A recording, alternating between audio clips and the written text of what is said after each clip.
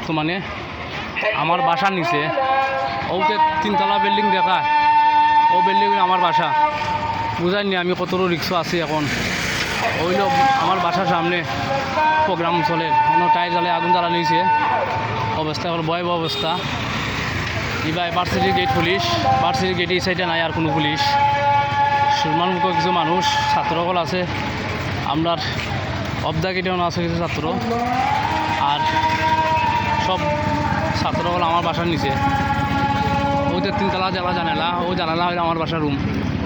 ওই দৌকা জানালা থেকে আমার মানুষ দেখে 3তলার বাসা, আমার বাসা। ওইল ছাত্রদের অবস্থা, ওই দৌকা অনেক একটু এবার মানুষের সামনে হসপিটাল আছে পুলিশ। আর আমরা সব আছি, দোয়া করবেন আমরা লাগি সবে।